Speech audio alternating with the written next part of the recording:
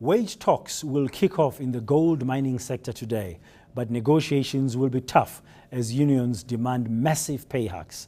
The National Union of Mine Workers wants a 60% wage increase, while Amcu is demanding 100%.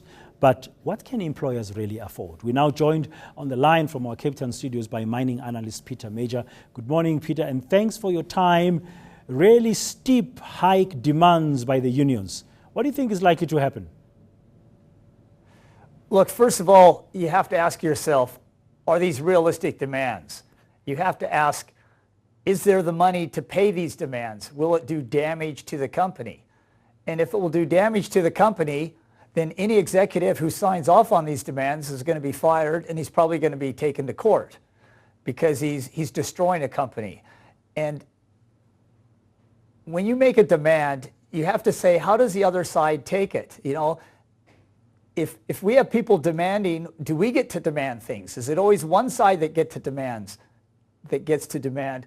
What happened to negotiation? What happened to rule of law?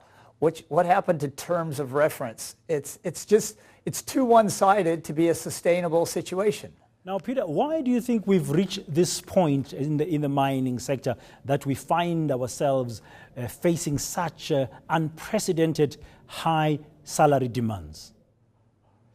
Look, without a doubt, the reason we have such high, maybe we call it ludicrous demands, is you now have two unions fighting for membership, fighting for the attention of the mining company, fighting for the power to be the dominant union on the mine, which means they get most of the members, which means they will get a lot more money from membership fees.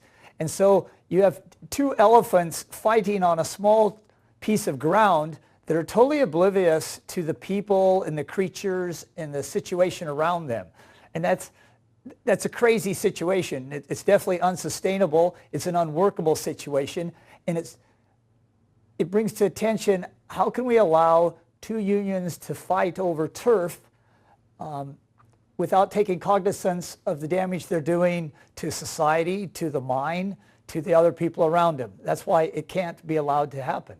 Peter, who's failing who here? We've seen recently government attempts led by the Deputy President, Kgalema Motlanthe, with the mining sector and the unions themselves, and trying to get an agreement going, which one of the unions, Amcu in this case, refused to sign. What should be happening to resolve this? Because this is untenable. Look, without a doubt, government has the largest, most important role to play here. Government has 2 million employees strong. Government has a 1.1 trillion budget. Government was elected by the majority, the vast majority of people in this country, to do a job, to maintain standards, to maintain rule of law, to maintain our Constitution, our Bill of Rights, and to protect every citizen's life, limb, rights. So it's a big job, and government has to come to the table. They have the resources to do that. They have a popular mandate to do that. And I think they have just allowed this to go on too long. And we can argue all day, why has government allowed this to go on? Is it because they're always running for re-election? They don't want to offend anybody? Is it because they want everyone's votes? They want Amcu's votes. They want NUM's votes. Government has to back up and say, we're put here for a reason. Let's do our job. Let's not be looking for votes. Let's not be looking towards the next election. Let's do what we're paid to do, what we're given the resources and the mandate to do. But how do you balance the right of miners or anybody, according to the Constitution, to protest, to go on strike, with the need to make sure that the mining sector get back up there? I mean, the mining sector in South Africa used to contribute quite a chunk to the country's GDP in the past. It does. Mining contributed an enormous amount to this country. At times, decades past, mining was responsible for as much as a quarter of this nation's GDP. It's now down to 5.5%. But even at 5% of GDP, mining still brings in more than half of our foreign exchange earnings. So it's critical. And mining are the best paid jobs in the country.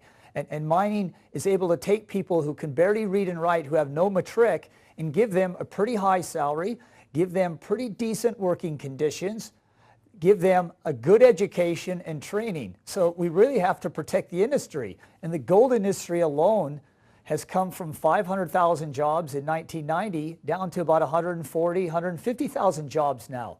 And this shouldn't be happening. Gold industry should be hiring more people, not less. The gold price is much, much higher than before. So there's something really wrong here, and we should be fixing it for the good of the whole country.